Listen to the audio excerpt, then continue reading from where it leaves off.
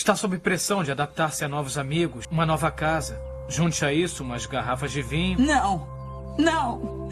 Não foi o vinho, Kevin. Não foi o vinho, nem o meu cabelo, nem falar com a Cat. Não, não foi nada disso. E era isso que eu queria te contar. Kevin, eu não vejo mais você. E agora, com esse caso importante, a situação vai piorar. E o apartamento? Maldita! Você compra os terninhos e resolve tudo. Não é simples assim, Mary. Eu tenho essa merda desse lugar pra preencher. Eu sei que ter dinheiro devia ser muito legal, mas não é. Eu sei que ter dinheiro devia ser muito legal, mas não é.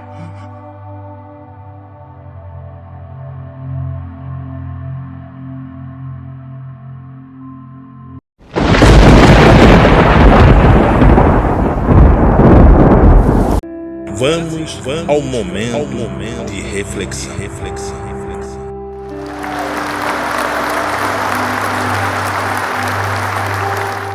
Felizes são aqueles que têm ouvidos e ouçam, os que têm olhos e veem. Felizes somos todos nós. Para esta semana eu quero trazer uma mensagem.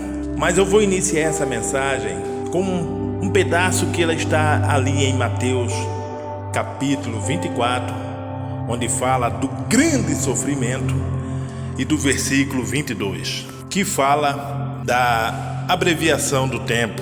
Está escrito o seguinte: porém, Deus diminuiu esse tempo de sofrimento. Se não fosse assim, ninguém seria salvo. Pois bem, olha o que diz a Escritura. Deus diminuiu esse tempo de sofrimento, porque se não fosse assim, ninguém seria salvo. O que a palavra que eu quero trazer aos senhores é o seguinte: o mundo, ele está passando por um engano muito forte. E a cada dia que nós estamos se dirigindo para um resultado final, nós estamos sendo envolvidos num culto, numa pregação que ela é mais direcionada à vaidade do homem mortal, e menos pregada naquilo que realmente nos faz se sentir aliviado, nos faz a nossa alma realmente se sentir amada pelo nosso Senhor Jesus Cristo. Geralmente este culto ele coloca o nosso Senhor como nosso servo, como se o homem fosse mais importante do que Deus. Eu ajudei 2 divórcios, uma reabilitação de cocaína e uma recepcionista grávida. Criatura de Deus. Criatura especial de Deus. Com 150 quilos de pura cobiça em ação. O próximo milênio está chegando, Kevin. Gente como ele não é mistério no lugar de onde vem. Você excita o apetite humano ao ponto de ser possível separar átomos com a força de seu desejo. Nós construímos ecos do tamanho de catedrais. A fibra ótica conecta o mundo a cada impulso do eco. Influencia até o sonho mais idiota, com fantasias de riquezas imensas, até que cada mortal se torne um aspirante a imperador, se torne seu próprio Deus. Sendo que o homem foi criado por Deus. A vaidade do homem é tanta que ele coloca Deus numa situação menos inteligente do que ele. Sendo que Deus, ele não é inteligente, ele é sábio. Ele conhece todos os nossos pontos fracos, os nossos pontos fortes. Ele tem o poder de fazer um homem forte se curvar, tanto fisicamente, como moralmente, como espiritualmente, só em ouvir a sua palavra. E esse culto da vaidade, ele nos coloca numa situação de total independência de Deus. Ele nos faz se sentir o próprio Deus. Esse trecho da Quinta Avenida chama-se Carnegie Hill. O parque fica do outro lado do reservatório. É a melhor pista de jogging de Nova York. O Hospital Monte Sinai fica no fim da rua. Escolas excelentes. São só 2 apartamentos por andar? Não contou a ele sobre o apartamento? Achei melhor que vissem por si. Cuidado, eu não tenho um mapa, não quero que se percam. Mas devo avisá-los de uma coisa. Serão invejados por muitas pessoas na nossa empresa. Não há muitos destes apartamentos. São para uns poucos sócios. Você deve ter causado uma grande impressão. Ai, que incrível. Ah, Kevin! obrigado. Você é tão bom assim. Deve querer muito você.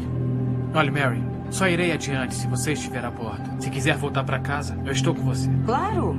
Vamos voltar para Gainesville, lá para o condomínio. Você continua com seus clientes, eu continuo a fazer as minhas cobranças e talvez, só talvez, se nos matarmos de trabalhar, daqui a 5 anos podemos ir numa casinha de fim de semana em Gulf Shores. Tá brincando comigo? Quero lembrar aqui neste vídeo que esta pregação ela foi ensinada lá atrás no Jardim do Éden, quando aquele que desobedeceu a Deus, aquele que afrontou a Deus, ele se incumbiu de fazer com que Adão e Eva fosse retirado do paraíso, porque ele pregou, ele mostrou a Adão e Eva o culto da vaidade do homem. Até hoje a gente começa a observar as pregações da vaidade do homem no sentido de questionar tudo o que acontece em nossas vidas e no mundo, como se Deus, o que tu enviar para o mundo, nós temos a resposta, nós sabemos por que tais fatos acontecem. E aí, o homem, ele não quer mais se igualar a Deus, muito pelo contrário. Ele quer ser maior do que Deus. Você excita o apetite humano ao ponto de ser possível separar átomos com a força de seu desejo. Nós construímos ecos do tamanho de catedrais. A fibra ótica conecta o mundo a cada impulso do eco. Influencia até o sonho mais idiota, com fantasias de riquezas imensas, até que cada mortal se torne um aspirante a imperador, se torne seu próprio Deus. Ele acha que as suas palavras técnicas, seus linguajares ricos de melodias, vai conquistar Deus. Mas Deus não se preocupa com palavras, Deus não se preocupa se a oração, a palavra de um homem que fala com o coração ou de uma mulher que fala com o coração, se ela tem erro de concordância verbais ou não. Deus, ele olha o coração e a mente. E uma boa oração para Deus, para o nosso Senhor Jesus Cristo, é aquela que o ser humano reconhece que ele é mortal, que ele é frágil, que ele é total dependente do Senhor. E hoje, meus amigos e minhas amigas, nós temos visto, sim, muitas pessoas usando até o nome santo para colocar abaixo da sua vaidade. Olha só este exemplo. É natural que a gente ouve das pessoas estas palavras: Deus é fiel a mim, o Senhor Jesus Cristo é fiel a mim. Como se o Senhor trabalhasse para nós, como se nós fôssemos o Salvador do nosso Senhor Jesus Cristo, mas é pelo contrário, muito pelo contrário. Nós temos que ser fiel a Deus, fiel ao nosso Senhor Jesus Cristo. Nós temos que submeter com a nossa fé a fidelidade ao nosso Senhor Jesus Cristo. Outras pessoas que ainda colocam o Senhor contra a parede. Eu não aceito tal situação. Meu amigo e minha amiga, quando a gente ouve isso, a pessoa querer colocar o Todo-Poderoso como se ela fosse maior do que ele, como se ele fosse um outro homem mortal. Eu não aceito tais situações. Eu não aceito a separação, eu não aceito perder meu filho, eu não aceito perder acabar meu casamento, eu não aceito perder meu emprego, eu não aceito. Não é assim que se fala com Deus. Lembrando, tudo que a gente tem e tudo que vem direcionado a gente, grande parte é a justiça de Deus sobre nossas vidas. Grande parte, ouçam bem o que eu estou dizendo, grande parte é a justiça de Deus em nossas vidas. A nossa língua, ela é o tapete da boca. E a nossa boca, ela joga para fora tudo que está em nossos corações, tudo que está em nossas mentes. Então, quando você está no seu coração, está na sua mente, que você tem essa visão que você é Deus, que você merece só coisa boa nesse mundo, que é a obrigação de Deus lhe dar isso, manter seu casamento. Meu amigo, você não está preparado, minha amiga. Você realmente não está preparado e não está preparada para ouvir a voz de Deus em suas vidas.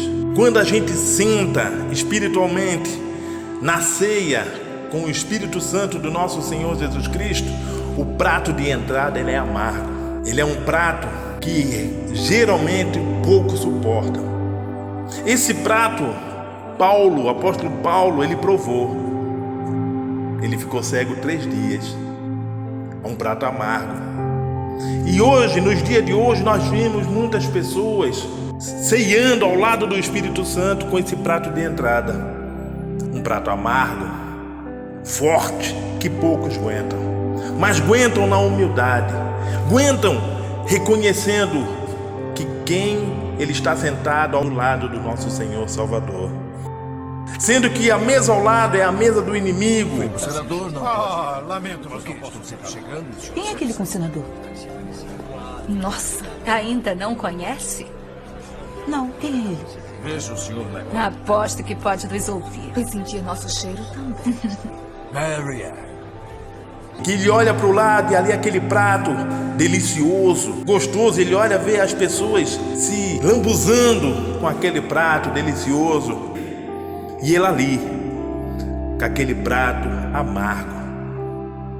Mas ele não pede para o Senhor: Senhor, me deixa sentar com aquelas pessoas. Não, ele se sente ali, já saciado só pela presença do Senhor, mesmo com aquele prato amargo. Porque ele sabe que o Deus que nos fez, o Senhor que nos colocou para esta geração, ele sabe que o prato de entrada é amargo.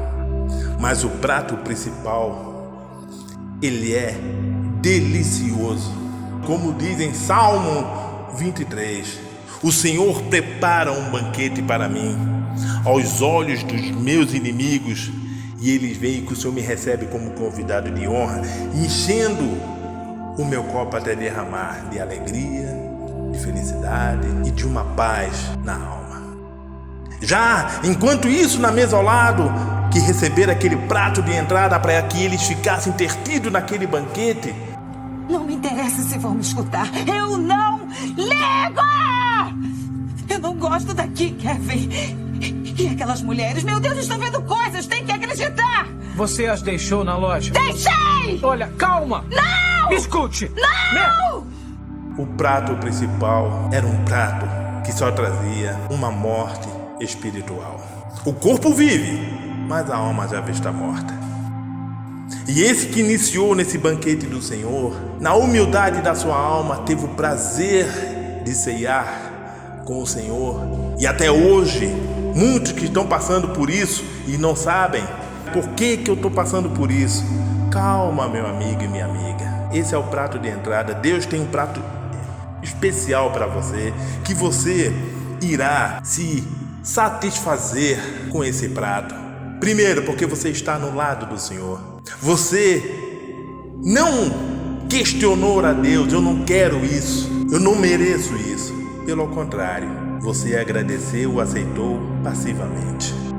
Deus não precisa de mim e dos senhores. Pelo contrário, nós precisamos dele.